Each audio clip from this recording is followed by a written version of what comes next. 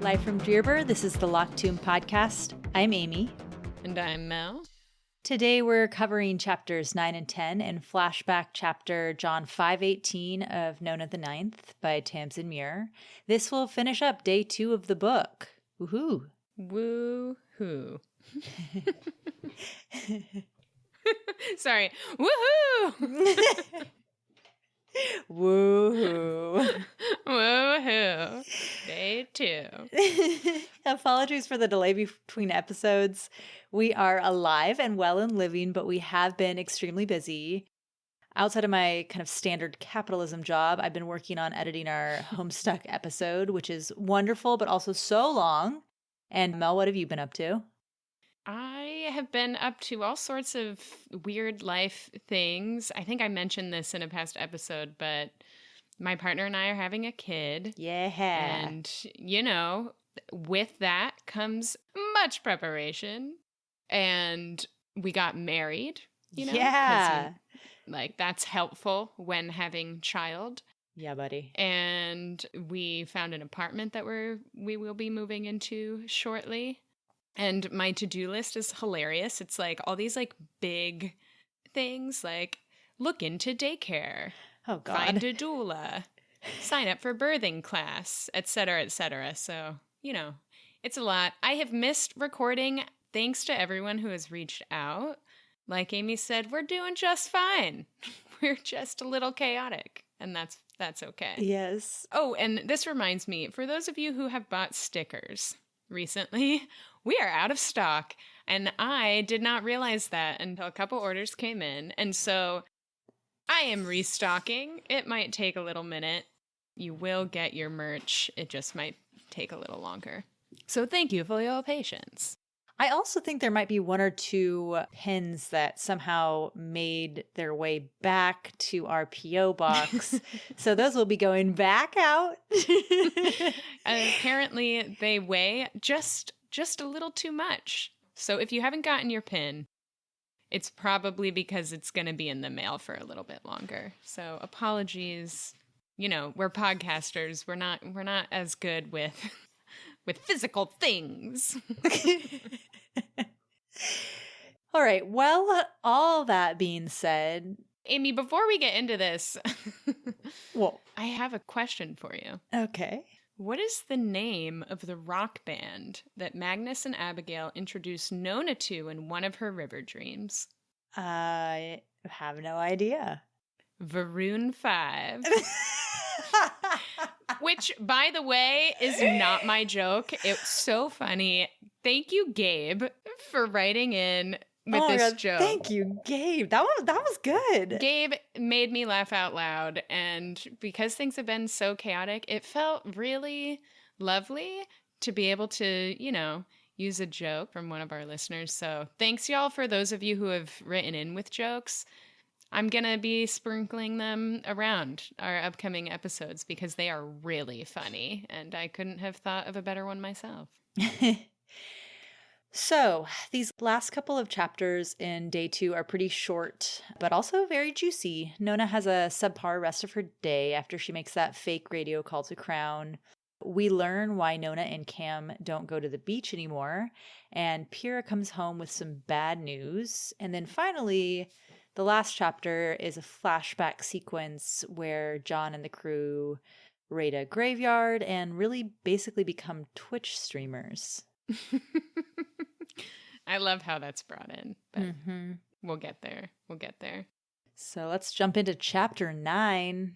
So the last time we saw Nona, right, she made that fake radio call to Crown because Hot Sauce told her to kind of see if it would impact the people who were watching the school.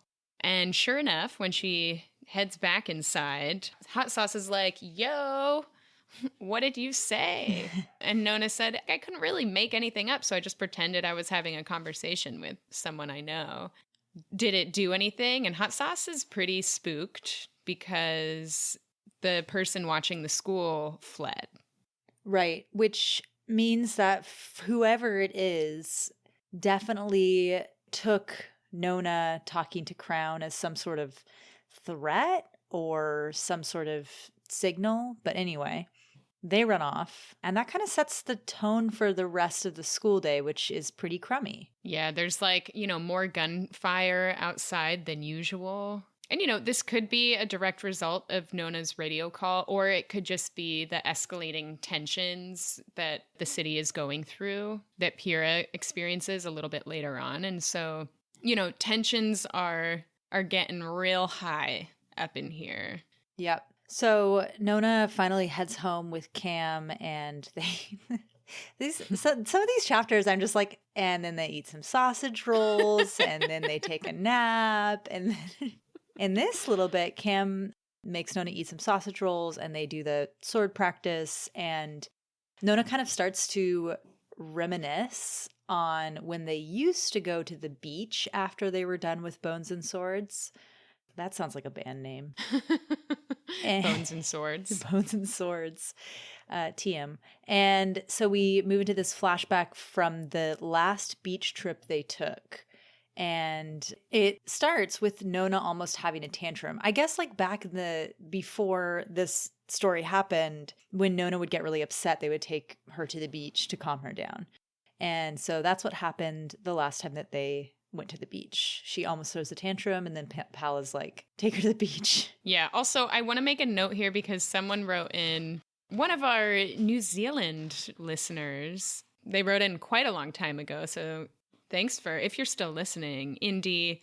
I'm not sure if that's your name. It's just part of your email. So I'm going to use Indy to refer to you.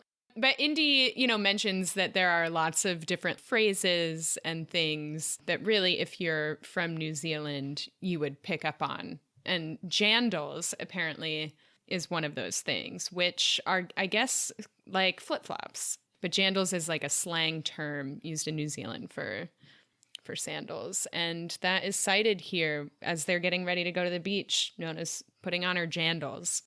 Also points out that in Australia, they're thongs, which when I studied abroad in Australia, I thought was very, very funny.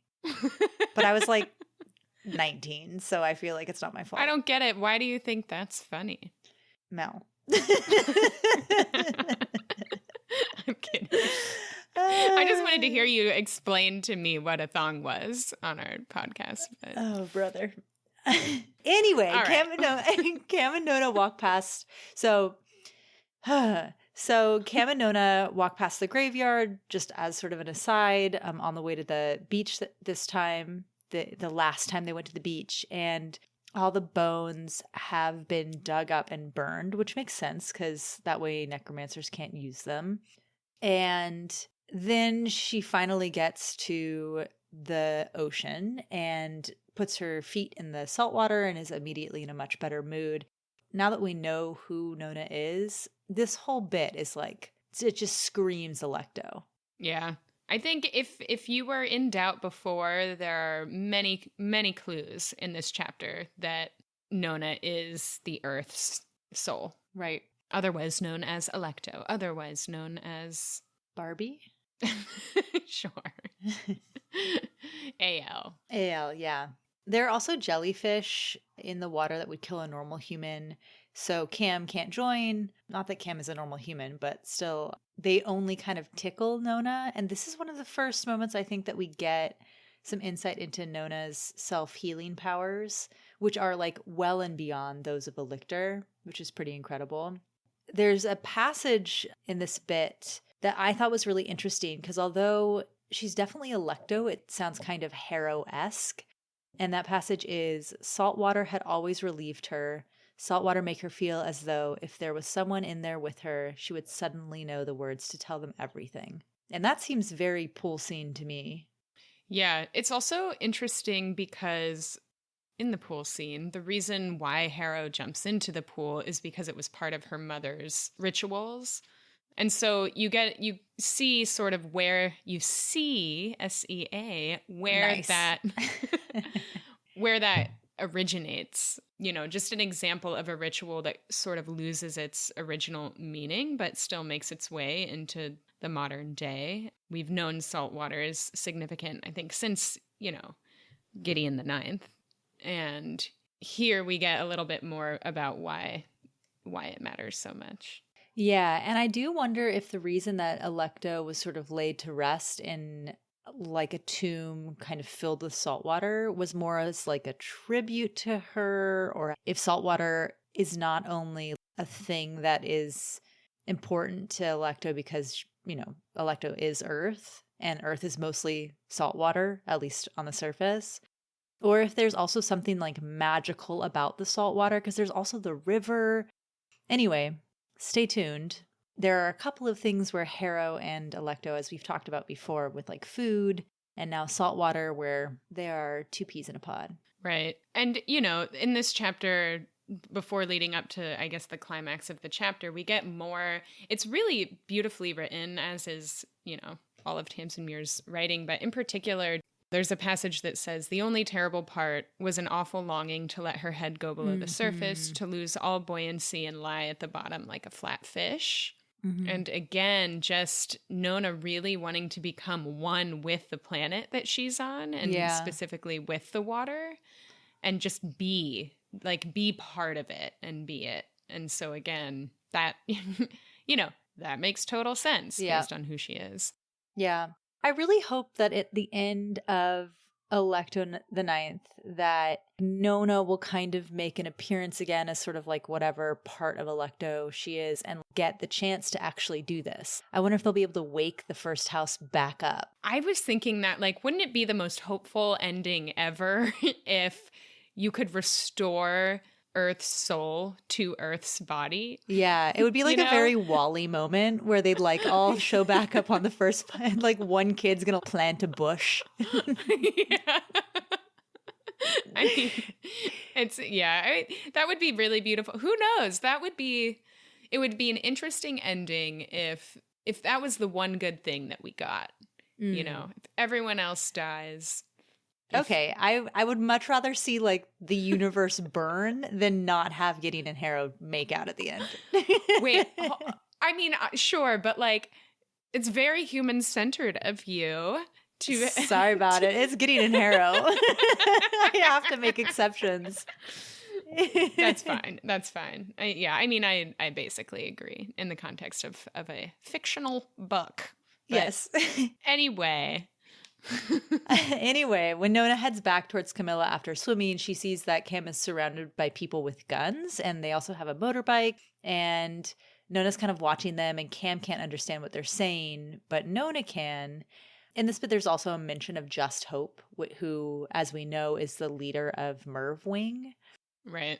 And I think, Nona really wants to help and kind of starts to make her way towards kind of up the dock, but still in the water. And Cam makes some sort of hand signal. I think it's described as basically the number 4, but the hand is down, which is part of this elaborate code word and hand signal thing that Camilla, Palamides, Nona, and Pyrrha have so they can communicate in all these secret, cool ways. And this is one of them. And Nona does stay put, even though she is listening to what is being said. And again, here in the description of kind of Nona observing what's going on, when Camilla says to these Mervwing operatives, "Speak house," what Nona sees is their lips change, but can still understand them. And so again, just a really beautiful through line and consistency throughout this whole book, where Tamsyn is really continuing to give you hints that Nona can understand all languages without telling you she can understand all languages. Mm-hmm. And it is really helpful that Nona can understand what they're going to say, because Cam can't understand it, but Nona understands that they're saying that the main guy is like, okay, you can shoot her now. And so Nona yells out to Cam, warning her, and the group of people around Cam just sort of immediately turn, and one of them shoots Nona instead. And this moment is really interesting because not only is Nona shot and is fine, but also is shot and is still okay enough to basically follow Pyrrha's protocols. I was just thinking, if I had been shot, I do not care what someone had said to me about what I was supposed to do. I would be thrashing. Yeah. It's an extreme bodily trauma here. Yeah. Like you go into not that I have been shot before, but from what I understand, your body goes into shock. Mm-hmm.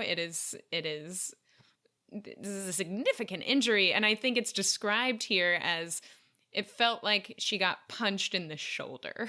Yeah. And then Yeah. she essentially, right, she has the wherewithal to play dead, like Uh-huh. she was taught, and like kind of sink to the bottom and everything.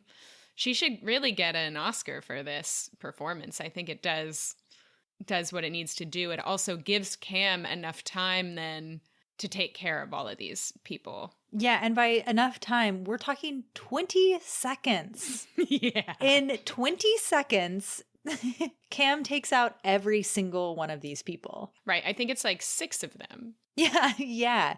All with guns, and I think Cam has a knife. But what she also has when Nona goes up to her is Palamity Sextus, because this is the first time where we basically meet Paul. Mm-hmm. Cam has, well, it's Cam Pal. There's one eye that's the beautiful gray, and then one eye that's like Cam's kind of darker brown color. And Nona immediately understands that both of them are kind of sharing the body at the same time. And this makes them kind of a new person.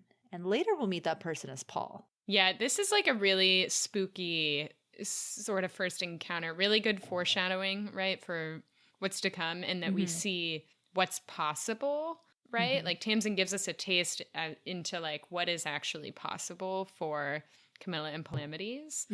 Obviously, this has like a really intense physical effect on the body that they are sharing. And there's an alarm that goes off, right, on the clockwork that Cam is wearing around Cam's body is wearing around their wrist. And Cam is like pretty calm. Talk about another people who are just able to like really keep their chill under extreme pressure and pain. Yeah, because it turns out that blood sweat that necromancers sort of, we haven't really seen since Gideon the Ninth, because everyone in Hera the Ninth was a lictor, but these necromancers would kind of bleed or like kind of sweat blood when they did difficult necromancy. And Cam has that kind of happening over her entire body, just like a full body blood sweat, which is bad. But somehow Nona gets them home driving a motorbike. And Pyrrha is able to take over. Yeah, there is this really amazing fan art that I tried to find before hopping on, and I went through all of the likes that I've ever liked on Twitter to find this art. I couldn't find it. I don't understand, because I definitely like this. I feel like I might have even retweeted it at one point.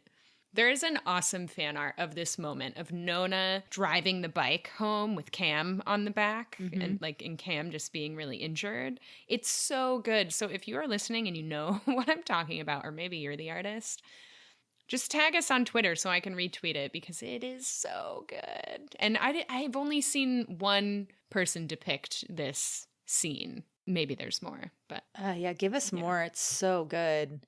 I have also seen this fan art, which could only have happened because you had liked it or retweeted it, since I don't engage in social media of any kind. But anyway, Pyrrha takes over and tells Cam that she's in thanergy shock, which is an interesting term. Yeah, I was curious, like what it is. Well, thanergy is death energy, and I guess when I don't, the only thing I was confused about is I don't remember if like soul magic is more of like a thanergetic or a thalergetic thing, but it must be thanergetic, and her body is experiencing too much thanergy as a living thalergetic thing. It can't handle it. I think that's as good a theory as any, right? Like, they basically, Camilla and Palamides did necromancy in a body that is not meant for it, which is why when it's Palamides' turn to kind of come into consciousness in Cam's body, it's like for a very short period of time, because Camilla's body can't actually handle Palamides' necromantic soul. Right. And so I think this is similar, and it's even worse because they actually used quite a bit of necromancy to essentially save their lives. Right. But in saving their lives, they did a lot of damage. Right. And Pyrrha's really chastising Cam and saying, like, this, you cannot do this. You are killing the both of you. And Cam just, like, really isn't taking it to heart and asks Pyrrha to lie and tell Palamedes that she was fine. Anyway, it's an intense moment. And then Camilla says something that will really, really, really come back later in talking with Pyrrha about this experience. Camilla says, it was good. It was good. We were happy.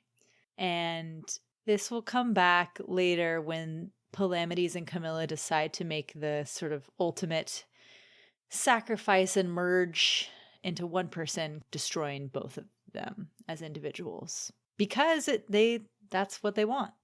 That's what they're feels happiest. Good. It makes them happy. Yeah. Yeah. A tough pill to swallow for many of us. I know. But, again, really wonderful foreshadowing here. Yep. Following this conversation, Nona and Pyrrha have a moment together, and Pyrrha pours herself a drink. Pyrrha peels back the blinds or the tape on the window, I can't remember, and looks at Varun and drinks and toasts to Camilla. Mm-hmm. And I think what Pyrrha says is, here's to Camilla Hecht, yet another of devotion's casualties, and knocked back the glass. And I think here, Nona, being Nona, very intuitive, kind of understands what people are thinking and feeling without them having to say it, says to Pyrrha, why, is Camilla going to be okay? And, Pyrrha says, yes, I think.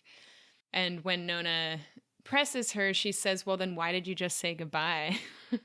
And Pyrrha says, how did you know? And then says, never mind, I don't want to know.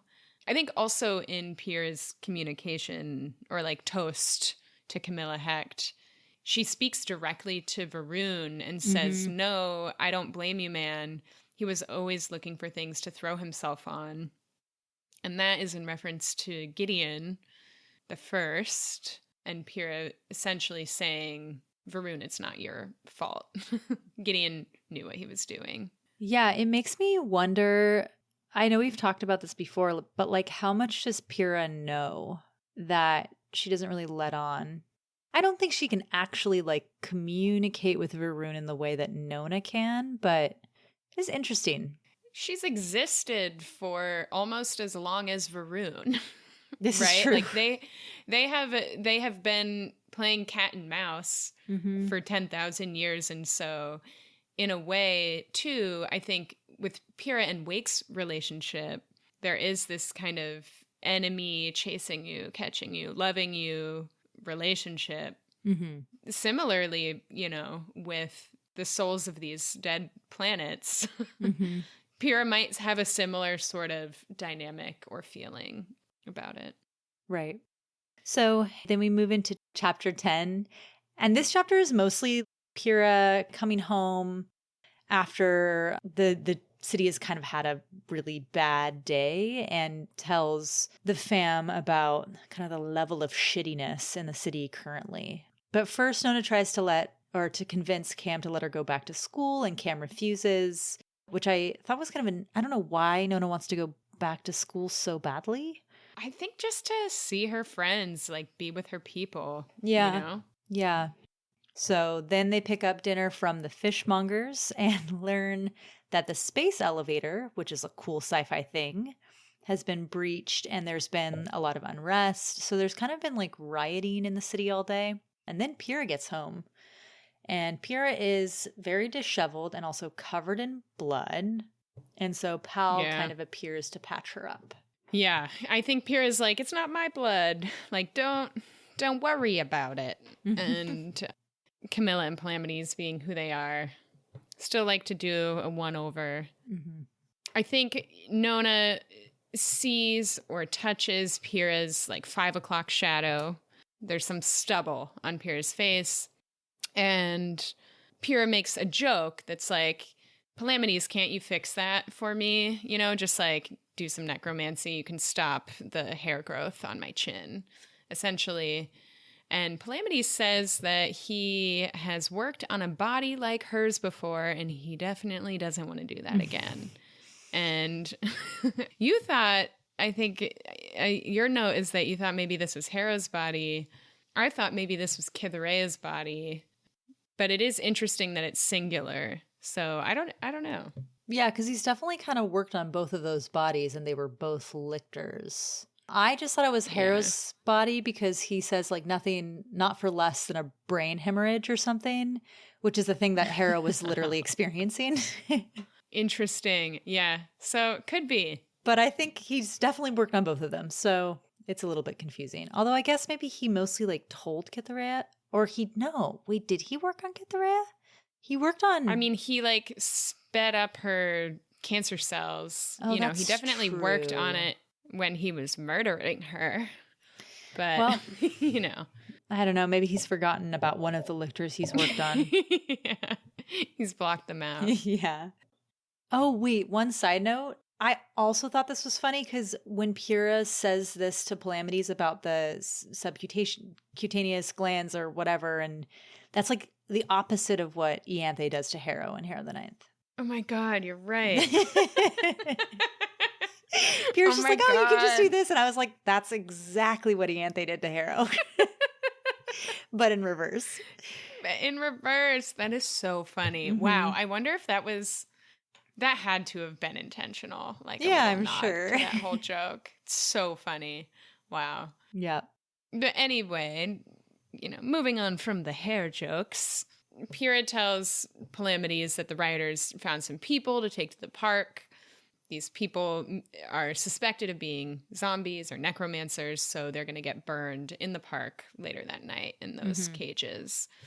And Pyrrha is very strongly kind of saying to Palamedes, you need to stop Cam from going to the park to save them. Right. Pyrrha obviously is like so concerned for her family's safety. Mm-hmm. And there are a couple interesting quick little dialogues between Pyrrha and Pal here. The first is that they kind of debate around, both of them have different philosophies around who is worth saving. Mm-hmm. And so Palamedes essentially says, like, it doesn't matter if they're house, it doesn't matter if they're necromancers or not, they're still people, and they don't deserve this no matter what. And Pyrrha is like, saving them is not worth y'all's lives. Mm-hmm. And I would have all these people die if it meant that you would stay alive. And so that's like a very fundamental example of each of their natures and kind of how they approach and their ethics. And then the other interesting thing here is that Palamedes asks Pyrrha if shit is really hitting the fan now. And Pyrrha says no, because people are being motivated by anger right now and not fear. Mm-hmm. And Pyrrha says these are just false labor pains and makes this analogy to birth, which is like there's a bunch of like noise and hubbub leading up to the actual birth before the birth happens, which, by the way, is funny because labor is actually really long. As someone who just finished or is in the middle of a birthing class right now. It's not false labor. You are in labor. It's called early labor. And then there's active labor. So okay, but whatever. Dr. Mel over here. Anyway, OBGYN. I bring this What? Shout out to all the doulas and reproductive health, people out there. We love you. Anyway, I bring this up because there's something really curious that Pyrrha says here, which is that she helped at a birth once. And whose birth did she help at? I've seen like theories, like people really latched onto this. Mm-hmm. And some people think that Pyrrha, was there with Wake when Gideon literally, was birthed. Which I don't know that we have actual evidence of that. We have it actually Wake contradicts that specifically. Oh, really? When she's like, I gave birth in a shuttle alone. Right. Do you remember that bit? Totally. So, yeah. But she also could be full, I don't know. She could be full of shit. I don't know. Well, also, Pyrrha says like Gideon punched her out of the airlock. Mm-hmm. So like, when did that happen? And like, where was the baby? I think in that like sort of I think a lot of things happen in that like last couple of months with the chase between Gideon and Wake. Yeah. I actually would love to see that fan fiction. Would that not be so cool? That would be really, fill in the really blanks. great. Yeah. Anyway, I don't know what birth. It also could be that Pyrrha 10,000 years ago, presumably there were plenty of births happening at the first house, you know? You mean pre-resurrection? No, like in the, one couple 100 years or whatever in between resurrection and lictorhood. Like definitely babies were born in those 100 years. Well, right, but were they born that way, or were they born in the canister, in the way that babies are now born in the houses because people really can't reproduce well? But yeah, theoretically, it's like a slow burn to the point where people are really struggling to have babies in their bodies. Like that is definitely not a normal thing in the houses because they are living on thanergetic, stations or planets. Right. Well, anyway, if you guys have any other theories, it could just be sort of a red herring and actually, it doesn't really matter, but it also could be the key to everything. That's the beauty, if you will, of these books, which is everything could matter, nothing could matter, and you don't know until the end. Yeah, it turns out actually that Gideon the First is Harrow's father and Pyrrha helped birth. I mean, it could be anything. Also, this is the bit where Pal tells Pyrrha that Cam has a half-sister named Kiki that's part of the kidnapped Sixth House oversight body. So kind of making the point that this isn't just, oh, we're really nervous about like our families. It's like Cam's close family, her half-sister who she's very close to, is currently kidnapped and they're not able to find her. And even if it's not her in the cages, the people in the cages have family members who care about them the same way that Cam cares about her sister. Right. Which is a good point. I also will point out that as much as Pyrrha seems to be doing a thing here and throwing people under the bus, she does then later go out and put them out of their misery before they can be killed in this horrible way. So... Spoiler alert! Yeah. Well, if you got this far... Anyway, so I do think Pyrrha's a little bit full of shit here. I think she's being very protective of her family, not only, like, even though she knows probably in her heart that she's going to go do the exact thing that she's telling Cam and Pal not to do. Right. It's also different for her. Her body can withstand a lot more harm, trauma than Cam's body. And so she's trying to put the fear into Palamedes and Camilla so that they won't do something stupid that gets them killed. And right. Pyrrha has a conscience, of course. And I do wonder if Pyrrha would go take these people out if it weren't for Palamedes and Camilla as like the moral compass of the house. I don't know. Yeah. I mean... Yeah, I guess we can never know. I think that Pyrrha does actually have very strong morals, but is also kind of a realist in a way that Cam and Pal are more idealists. Right. Yeah. Right. And Palamedes and Camilla are also much younger. Pyrrha's been around many blocks in those 10,000 years. And so, Oh, yeah. So then we get this interesting moment where Nona kind of just goes out to the corridor to get some air. And she looks at Varun out the window, and it turns out that one of the secrets that she's kept from Camilla and Palamedes and Pyrrha is that she can hear Varun sing and finds a song that Varun is singing very beautiful and can kind of, I guess, sort of communicate with Varun. Anyway, she talks to Varun. And... Wait, Amy, do you know the song that Varun is singing? No. Oh my God, is it going to be a Maroon 5 song? Harder to breathe? It's so funny because I was like, what is a maroon? I like started to make the joke and was like, I don't think I know the name of is it no, This Love, right? That's like a This love. Yeah, it's this love. love is taking its toll on me. That would be such an He said unfortunate song goodbye. for them for Varun to be singing. Although it could be man. Varun singing it to Nona. This love is taking a toll on me.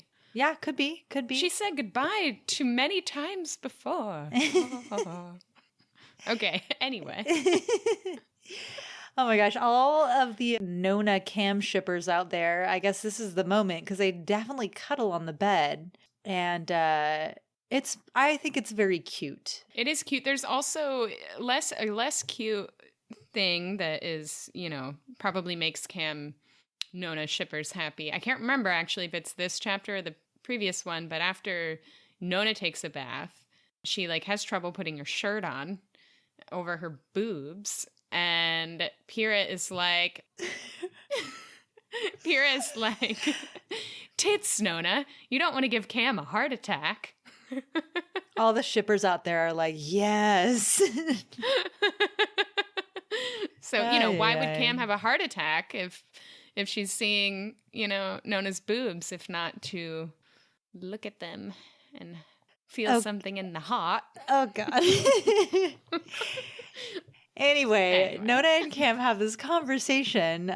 Nona says that she's not scared of dying, and Camilla asks her why not. And Nona says, because I like letting go on the pull-up bars and falling off. I don't like the part just before you let go, and I don't like the part where you hit the floor, but I like the letting go.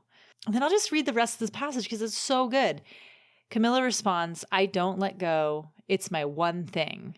And Nona was amazed at that, the idea that Camilla, who could do so much and do it so fluently, could sum herself up as having one thing. Amazed, too, a little, that anyone might not love the weightlessness when your fingers slipped off the metal and you hung unsuspended in midair, as though to find some kind of leash or safety rope, as though Nona might really fall. It's so good. Yeah. It's so good for a couple reasons. Yeah. I would say the first reason is that the I don't let go, it's my one thing from Camilla is definitely mirrored in, this is Camilla's thing. When she collects Calamity's bones and when she does everything she can to find Harold, like she cannot let go of Calamities. And that's like kind of her biggest flaw and strength at the same time. And also at the end of The Mysterious Study of Dr. Sex, it literally says, I think, like, I can't forget him, and that's my issue.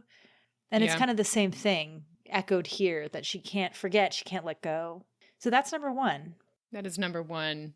Number two is actually, I missed this on my read. We had Jay wrote in to us about this passage and shared, their analysis, which, of course, but I totally missed it when I first read it, in that, why does Nona like being suspended in midair? Mm-hmm. Well, Earth is suspended in space, right? Like, the Earth is not holding on to anything. Earth is totally weightless, kind of floating around the sun in space. Mm-hmm. And so it makes sense that Nona would really love this feeling. Right. So thanks, Jay, for writing in with that observation. I love that.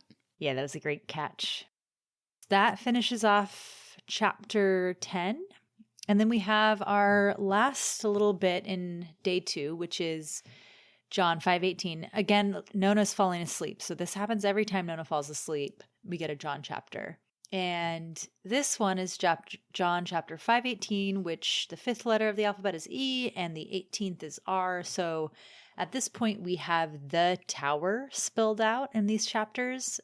And I didn't catch the whole cipher thing the first time through, but I would say that this is probably the first time that we hear that, like, if you were able to put the cipher together, that you would hear of the tower, right? Mm-hmm. This kind of becomes a huge thing later, but like right now we would have no idea what the tower was. I mean, God knows we still don't, but so this interaction between John and Harrow / Electo begins with them lying on top of a hill, and they're looking at where the stars would be. And they are purposefully actually looking away from what John describes as the Southern Cross, which is a constellation that can only be seen, I think, from their hemisphere. And he says to who he's speaking with that he was taught that it was an anchor, and he prefers thinking of it as an anchor rather than a cross, which I find interesting because the cross, of course, is symbolic, for when Jesus was crucified on the cross. John is now God, so of course he doesn't like thinking about crucifixion. Mm-hmm. And so he is gravitating towards it being called an anchor. Yeah, I looked this up because I suspected that it was probably a Maori thing, but it is in fact the Maori call the Southern Cross Te Punga. I don't know if I'm pronouncing that right, but that means the anchor. So basically, I mean, there are multiple hints that John is from New Zealand and that John is of Maori descent, but this is definitely like a pretty big hint that is the case. Yeah.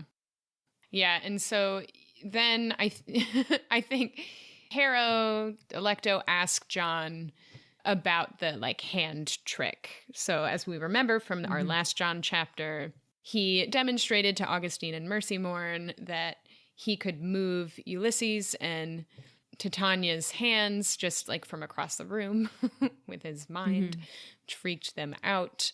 And then they go on to show the rest of their squad.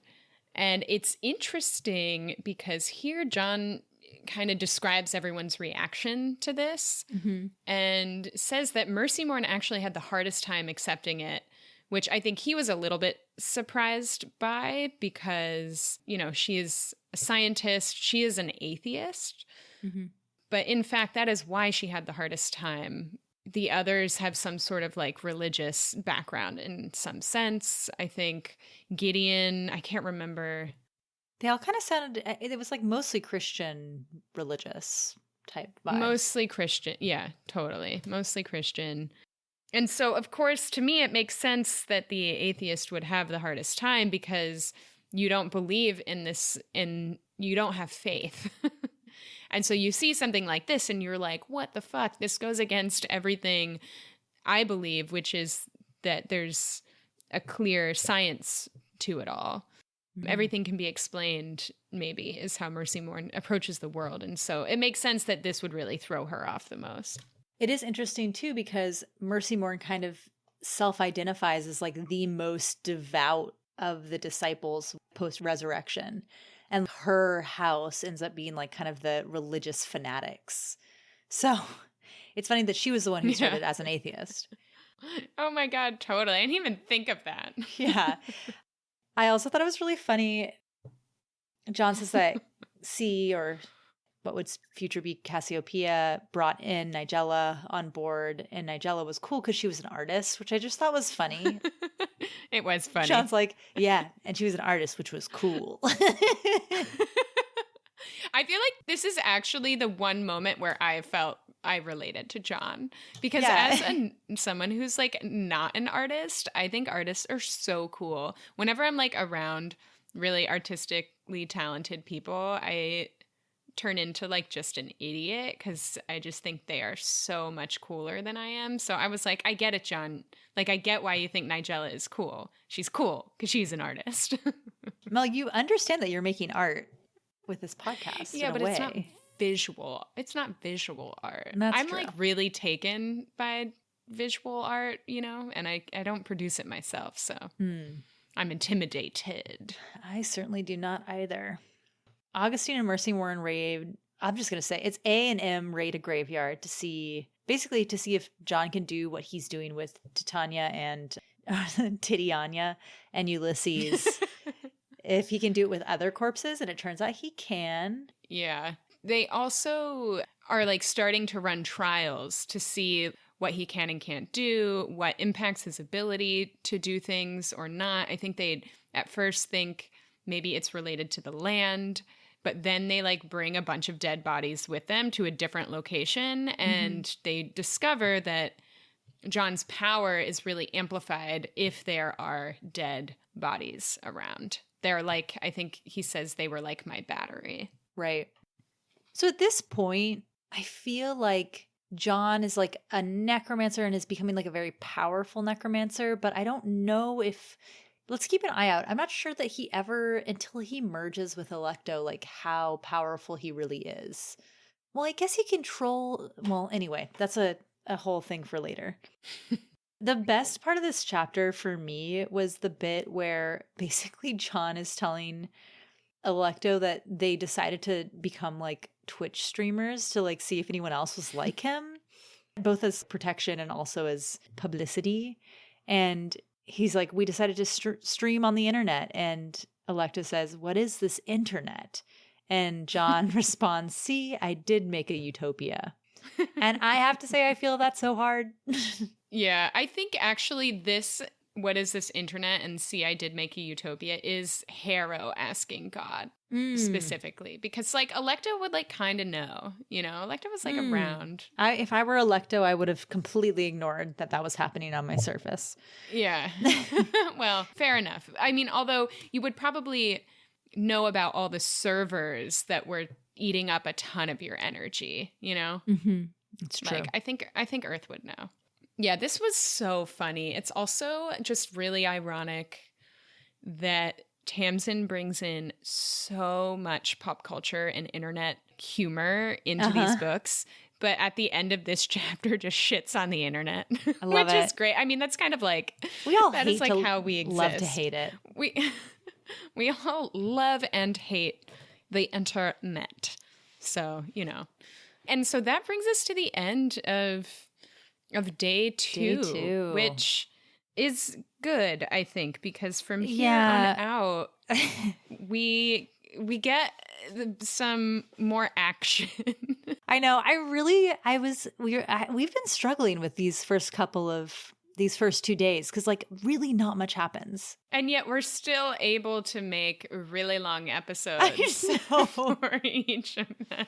Well, I think this one will be a reasonable length, hopefully. But just to make sure that it is actually a ridiculous length, we are going to answer some audience questions. Yeah, and we should say before we answer them that, y'all, thank you so much for writing in. Mm-hmm. We love reading what you share. And also, it's going to take us some time to catch up and respond to y'all. We really want to try and respond to everyone. It is getting increasingly challenging. So keep it coming. Know that we're reading them, and we're going to bring them on as it makes sense. Yeah, definitely. I did pick out a couple that I thought were really interesting. The first one was really interesting, a little bit of a tidbit from B, who said from our 24th episode where we were talking about Nona's different friends at school, and who's it's one of the kids has like different, like many different fathers, like first father, second father, eldest father, whatever. I think is it Beautiful Ruby? Born in the Morning. Oh, is it Born in the Morning? Yeah. All right. So Born in the Morning has a bunch of different fathers. He has like 6 fathers. And I didn't really like think that much of it. I just thought it was kind of a found family situation or whatever. But B says, I always assumed that all of the many father names are known as direct translation from Chinese. My extensive reading of the Untamed fan fiction tells me that it's possible in Chinese to call people eldest brother, second eldest brother, etc. So I just assumed that this was going on for all of those fathers. And I kind of looked this up, and I think this is totally legit. I think this could be it. Like, that's kind of a common thing. Maybe not even just in Chinese, but in different languages. Yeah, I love that. I would never have known that. Mm-hmm. There are so many things in this book that I read, and I'm like, I feel like this probably has a deeper meaning, but I'm just not sure. And I love that there's so many people in this fandom who come at these books from all these different perspectives and experiences. And like together we build up this really awesome and robust understanding of the book. So Thanks, B, for writing in. Really yeah, cool. That was really interesting. I also wanted to just say one thing there. Someone wrote in, Brew Baker. I don't know your name, but thank you for writing in because you did say that you are an art therapist and have studied Victorian imagery and symbolism. And there is a whole melon thing. Woohoo! I don't know what this means. I don't know what it means that there's a whole melon thing. Need to know. But we need to know. We actually need you to write in with some more information about the melon thing because, I mean, that would be life-changing. Why the melon? Yep. Why the melon? And if you all don't know what we are talking about right now, you did not listen to all of our episodes. I feel like we get a lot of emails about the melon. We do, yeah. What the fuck is going on with the melons, man? Ay. All right. Do you want to do Bennett's? Yeah. So we got another question from Bennett. Thank you for writing in. It was a question about Wake's yellow eyes. And so Bennett writes, I was thinking about the lipochrome eyes thing, that both John and Wake, and therefore Gideon, have them. But John wasn't born with them. Alecto as Earth gave them to him as part of his necromancy gift. So how did Wake get the yellow eyes? Theoretically, this is the same world as us, and people don't just naturally have yellow eyes. Did Wake get a gift from a different planet to counter John? Did she get them somehow from Alecto or Resurrection Beasts? Would love to hear your thoughts. So I don't know that I have like a total answer for this. I can tell you what I think, which is I thought that people could have yellow eyes. And if that is the case, then it's possible that Wake just had yellow eyes. I think what is curious to me is what made God's eyes yellow? What is it about Earth's gift to God that changed his eyes from black to gold? That's a question that I have also. But yeah, I don't know, Amy, what do you think? Well, so I thought of it as like amber eyes, which do exist genetically. If you think of lipochrome, which Mercy mentions in Harrow, like lipochrome, recessive, like lipochrome is, I think, a feature that exists in like very amber eyes. I don't really know like what lipochrome is, but anyway. I defined this in one of our episodes. Lipochrome is a pigment. Lipochrome is a yellowish pigment. Okay. So it does, like, I'm looking at a chart right now of lipochrome amounts in different eye colors, and amber eyes have a very high lipochrome amount.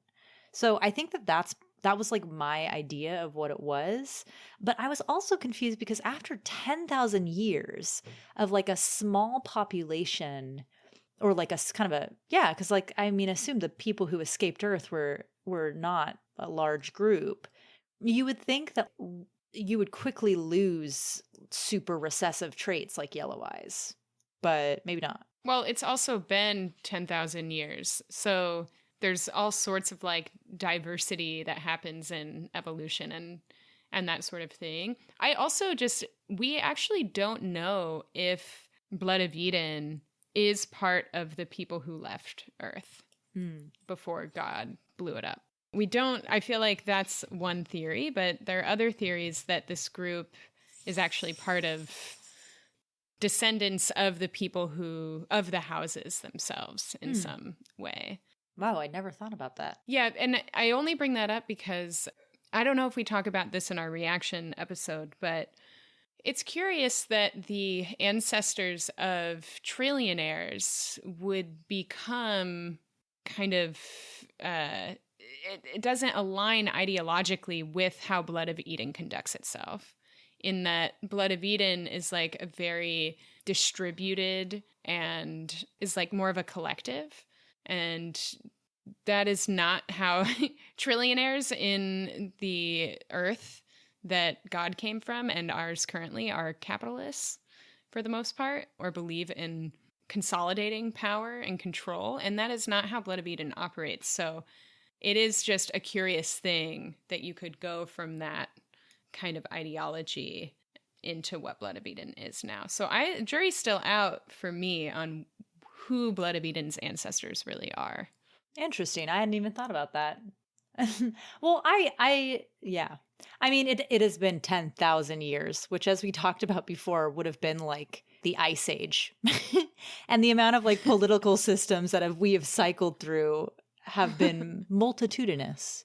Sure. But you can also see, like, in this universe that Tamsyn Muir has created, the houses that originate with each of these lictors, like, are still very much rooted in who those lictors were 10,000 years ago also, right? And so, anyway, it will be, I can't wait to find out. I have no idea. But all that's to say is, to come back to Bennett's question, I don't know, maybe it's something really deeper and interesting about why Wake's eyes are yellow. But if that is the case, we don't know. We don't know. Yeah. I mean, I think my I'm more interested in why John's are yellow. Why did Alecto say, you know what?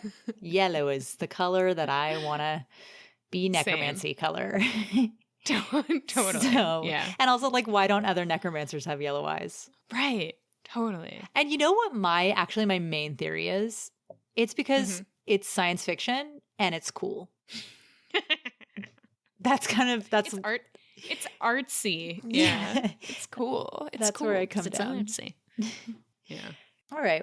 And then finally, just a quick comment that we got on Twitter from B. Is this the same B? Interesting. Possibly. Anyway, from Book Quote Girl asks us, does Camilla ever call Palamedes by his name or always his title?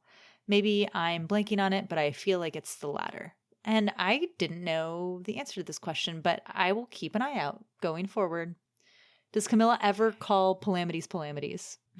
So I'm pretty sure, and this is good homework for me, we should come back to it. I'm pretty sure that Camilla refers to Palamedes by Palamedes' name to other people. Mm-hmm. I don't actually know if Camilla addresses Pal by his name to his face or to him. Yeah, she's always like, indubitably, Warden. Warden, it's very sexy. No. Oh my God. Jesus Christ.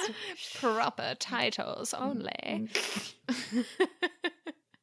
Yeah. Anyway, let's look out for that because I hadn't picked up on it, so we'll be looking for it. Mm-hmm.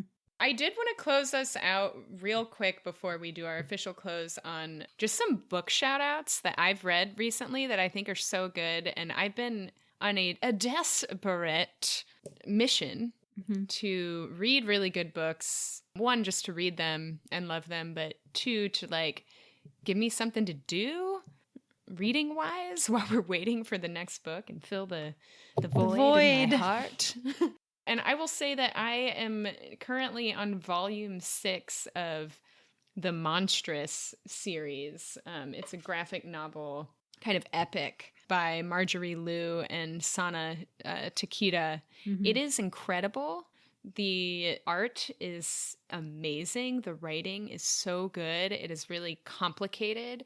I am on my second read through of the first 6 volumes. Dang. Because I wanted to like really understand what was happening before reading the 7th and then the 8th. It's also still going, but you've got a lot of volumes. So you can really bide your time with that series. It's really good.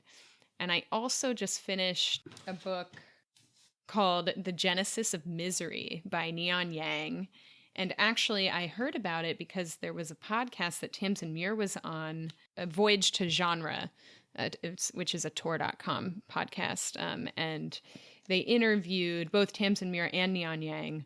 And I thought, hey, if they're interviewing this person on the same episode as they're interviewing my favorite author, then this has got to be good. And let me tell you, The Genesis of Misery is so fucking good, and it blew my mind at the end. And when I see you this weekend, Amy, I'm bringing it to you so that you can borrow it. But those I just wanted to throw those recommendations out there because I struggle sometimes to find books that really hit the spot, and these for me are doing it. Yeah, also, that reminds me that we have had a couple questions now about what we'll do after this podcast is over, which is going to be like literally years from now. But looking ahead at that moment when we have fully covered Alecto and interviewed Tamsyn Muir like 4 times, right? we will probably, at least have a conversation about covering other books. I don't know. So book recommendations are great so that we can continue to read really, really good books and maybe have content for a future podcast. Also, tell Tor to hire us. Please pay us to do Mel, this. just think about it. We could do like queer rereads of queer novels for jobs. Yeah, I'm in. Yeah. Right. Cool. Someone give us a job, hire us. We're cute and funny. Oh my goodness. All right, with all that said, thanks so much for joining us. If you have questions or comments or want to point out something that we missed, send us a question on our website, lockedtombpod.com, or on Twitter at lockedtombpod. Just a reminder that we are extremely behind on answering these emails, and we are sorry. As Jod said, I wish I'd done the smarter thing and mastered time. Help us stay motivated by rating and reviewing us wherever you listen. Thanks as always to Olivia K for our theme music. I'm Amy. And I'm Mel. And we'll see you next time here at the Locked Tomb Podcast.